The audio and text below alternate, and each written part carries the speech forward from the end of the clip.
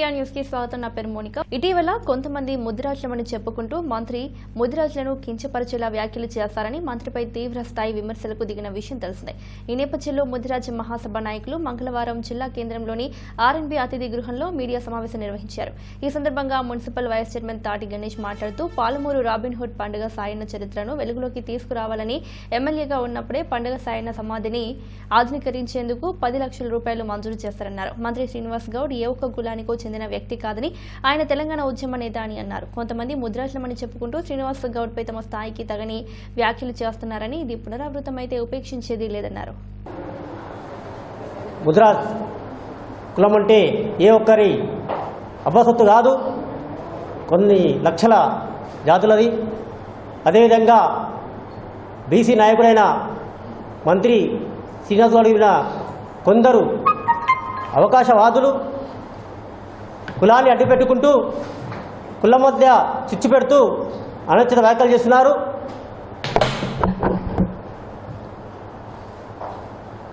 గతంలో పండగ సాయన విగ్రహం గురించి మేమందరం మంత్రి సీనన్న గారితోకి వెళ్ళగా మంత్రి సీనన్న దానికి సానుకూలంగా స్పందించి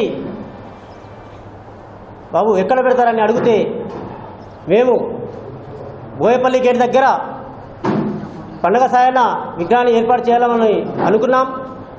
కానీ మంత్రి సీనన్న గారు అంత చరిత్ర గల ఒక గొప్ప వ్యక్తి పండగ సాయన గారిని ఏదో మాల్గూరల పెట్టడం మంచిది కాదు. 10 మందికి 10 జాతులకు పండగ సాయన వెంబడి ఒక ముద్రాజ్ కులమే కాదు, అన్ని కులాలు ఆయన వెంబడి పనిచేశాయి. అందుకోసానికే ఆయన ఆత్మగౌరవం నిలబడాలంటే పద్మావతి కాలనీల గ్రీన్ బెల్ట్ దగ్గర అన్ని విగ్రహాలు ఏర్పాటు చేసిన దగ్గర పండగ సాయన విగ్రహాన్ని ఏర్పాటు చేయాలని మంత్రి గారు సూచన జరిగింది. అప్పుడు మేమందరం ఏర్పాటు చేయాలని ఒక నిర్ణయం తీసుకున్నాం. కానీ పండగ సాయన గురించి తెలియని కొందరు వ్యక్తులు, గతంలో ఆయన సమాధి ఎక్కడుంది కూడా తెలియని నాయకులు గత 25-30 సంవత్సరాలు పాలించారు.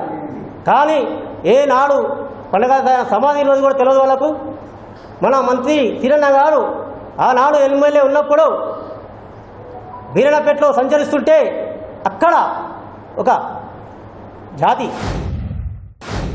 షాద్నగర్ మండల్ కార్యాలయంలో ఎమ్మెల్యే అంజయ్ యాదవ్ మత్స్యకారులకు ఉచిత చేపలను పంపిణీ చేశారు. ఈ సందర్భంగా MLA Anjay Yadav city India news తో మాట్లాడుతూ మత్స్యకారుల అభివృద్ధికి, ఆదాయాన్ని పెంచడానికి తెలంగాణ ప్రభుత్వం మత్స్యకారులకు ఉచిత చేపలను పంపిణీ చేస్తుందని తెలిపారు.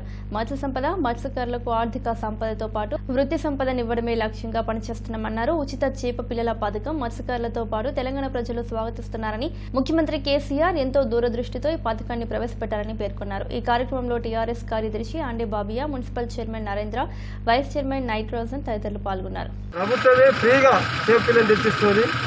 మన దానికి పెట్టుబడులు ఏం చెప్తాయి, కేంద్రాలు నిలవాలి, మనం పెంచుకున్నాక అమ్మాలి. కాబట్టి ఈ కులం కాక అన్ని కులవృత్తులకు కూడా ముఖ్యమంత్రి గారు ప్రోత్సహించి అన్ని కులాల వారు సంతోషంగా ఆనందంగా ఉన్నప్పుడే తెలంగాణ రాష్ట్రం బంగారు తెలంగాణ రాష్ట్రం అయితే అనే ఉద్దేశం ముఖ్యమంత్రి గారి ఆలోచన. కాబట్టి ముఖ్యంగా అన్ని జాతుల వారు, అన్ని కులాల వారు, తెలంగాణలో ప్రజలందరూ కూడా ఈ అవకాశాన్ని ఉపయోగించుకొని అన్ని కులాల వారు ఆ కులవృత్తులు చేసుకొని జీవించాలని కోరుతున్నారు. మహబూబ్ నగర్ జిల్లా చిన్న చింతకుంట మండలం కురుమూర్తి జాతర ప్రాంగణంలో ప్రేమచుంట ఆత్మహత్య చేసుకున్నట్లు బంధువులు తెలిపిన వివరాల ప్రకారం బాలిక పేరు రాధికా గౌడ్, వ్యక్తి పేరు దాసరి వెంకటేష్, వీరి ఇరువురి గ్రామం కుమార్లింగంపల్లి, నర్వ మండలం, నారాయణపేట జిల్లా. బాలిక చిన్న చింతకుంట మండలంలోని కస్తూర్బాయి గురుకుల పాఠశాలలో 9వ తరగతి చదువుకుంటోంది. ప్రస్తుతం 10వ తరగతి చదివే అవకాశం. వీరు శనివారం రోజు ఇంట్లో నుండి వచ్చినట్లు కుటుంబ సభ్యులు తెలిపారు. అదే రోజు గుళికల మందు తిని చనిపోయినట్లుగా పోలీసులు తెలిపారు. పోస్టు మార్టం నిమిత్తం ఆత్మకూరు ప్రభుత్వ ఆసుపత్రికి శవాలను తరలించడం జరిగింది. బంధువుల యొక్క ఆర్తనాదాలతో మార్మోగిపోయింది ఆసుపత్రి.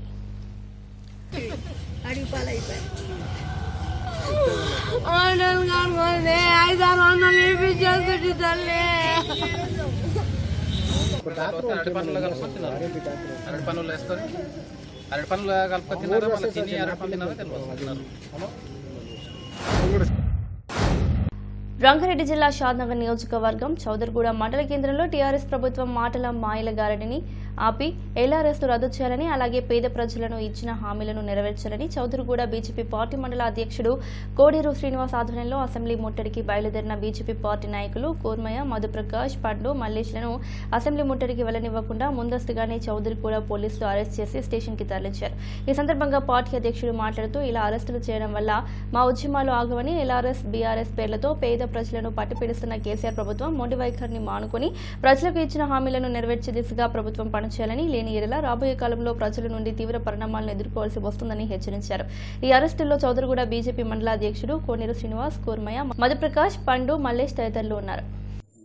ఈరోజు చౌదర్గూడ మండలం స్థానిక పోలీస్ స్టేషన్లో అకారణంగా బీజేపీ నాయకులను అరెస్ట్ చేయడము చౌదర్గూడ మండల శాఖ నుంచి ఖండిస్తున్నాం. వాస్తవంగా ఈరోజు అసెంబ్లీని అత్యవసరంగా సమావేశపరచడానికి అంత విపత్కర పరిస్థితి ఏమొచ్చింది? ఈరోజు ఎంఐఎం వాళ్ళ తొత్తుల యొక్క ఓట్ల కోసము ఇవాళ స్పెషల్గా అసెంబ్లీని సమావేశపరుస్తున్నారు. ఏందే రాష్ట్రంలో ఎటువంటి సమస్యలు లేవా? ఈరోజు రైతాంగము భారీ వర్షాలకు పంట నష్టం అయిపోతుంది. అటువంటి సమస్య కానీ, కార్మికుల సమస్య కానీ, వ్యాపారస్తులు, వీధి వ్యాపారస్తుల గురించి కానీ ఏమాత్రం సోయలేదు. కానీ ఈరోజు జిహెచ్ఎంసీ ఎలక్షన్లు వస్తున్నాయని ఒకే ఒక్క కారణంతో సవరణ చేయడానికి 3 పిల్లలు ఉన్న జీవోను జిహెచ్ఎంసీ ఎలక్షన్లో మైనార్టీ సంతుష్టీకరణ కొరకే ఈ జీవోను 3 పిల్లల జీవోను రద్దు చేసి వారిని సంతుష్టీకరణ చేయడానికే ఈ బిల్లును ఈరోజు అసెంబ్లీలో ప్రవేశపెడుతున్నారు. ఈ బిల్లు ఎట్టి పరిస్థితుల్లో మేము అడ్డుకోవడానికి మేము ప్రయత్నం చేయడానికి వెళ్తుంటే పోలీసు వాళ్ళు వచ్చి మమ్మల్ని అకారణంగా అరెస్ట్ చేసి మమ్మల్ని పోలీస్ స్టేషన్లో పెట్టారు. ఈ ఎంతవరకు సమంజసం? ఆలోచన చేయాలి కేసీఆర్ గారు. ఎప్పుడు అధికారం శాశ్వతం కాదు. ఏదో ఒక రోజు మేము వస్తాం. మేము వచ్చినప్పుడు మీరు తెచ్చిన జీవోలన్నీ పెడతామని ఈ పత్రికా ముఖంగా హెచ్చరిస్తున్నాం. ఈరోజు రాష్ట్ర వ్యాప్తంగా వివిధ స్థలాలలో ఉన్న రైతాంగం కానీ, కార్మికులు కానీ ఎన్నో సమస్యలు ఎదుర్కొంటున్నారు. డబుల్ బెడ్రూమ్లు కట్టిస్తా అని అది కట్టియలేదు, 3 ఎకరాల భూమి ఇస్తా అని అది చేయలేదు. ఎన్నో వాగ్దానాలు. నేను మాట ఇస్తే తలకాయ కోసుకుంటా కానీ మాట తప్పనన్నావు. ఈరోజు నీ తలకాయ ఎక్కడ పెట్టుకుంటావు? ఆలోచన చేసుకో. నీవు నీ మేనిఫెస్టోలో ఉన్న వాగ్దానాలు ఎన్ని అమలు చేశావు? నీవు పెట్టిన 236 మేనిఫెస్టోలో 56 వాగ్దానాలు ఓకే చేశావు. 180 వాగ్దానాలు ఇంకా అమలు చేసేది ఉంది. అన్ని తుంగలు దొక్కావు. ఈరోజు నిరుద్యోగ భృతి ఇస్తా అన్నావు, 1 రూపాయి లేదు. వ్యవసాయ రుణమాఫీ చేస్తా అన్నావు, 1 రూపాయి రుణమాఫీ లేదు. ఆలోచన చేయండి. అవిట్ల మీద ధ్యాస పెట్టండి, ఓట్ల మీద కాదు. ఈ చౌదర్గూడ మండల శాఖ నుంచి హెచ్చరిస్తున్నాం. ఇటువంటి మొండి వైఖరి అయితే ప్రజలు ముందు నిన్ను పొందబెడతారని మేము హెచ్చరిస్తున్నాం. జై హింద్, జై భారత్ మాత. నశించాలి కేసీఆర్ మొండి వైఖరి. నశించాలి.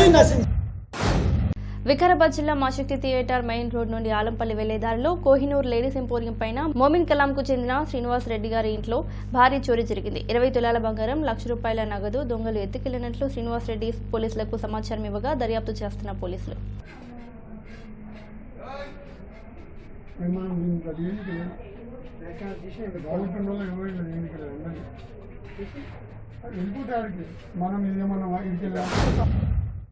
శ్రీశైలం జలాశయానికి వరద ప్రవాహం కొనసాగుతోంది. ఎగువ పరివాహక ప్రాంతమైన జూరాల నుండి 1,61,327 క్యూసెక్కులు, సుంకేస్ల నుండి 27,547 క్యూసెక్కులు, హంద్రి నుండి 6,270 క్యూసెక్కుల వరద నీరు శ్రీశైలం జలాశయానికి చేరింది.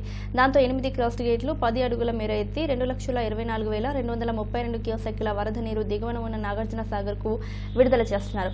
పూర్తి ఇన్ఫ్లో 2,48,339 క్యూసెక్కులు, అవుట్ఫ్లో 2,47,180 క్యూసెక్కులు. ప్రస్తుత నీటి మట్టం 884.90 అడుగులుగా ఉంది. పూర్తి స్థాయి నీటి మట్టం 885 అడుగులు.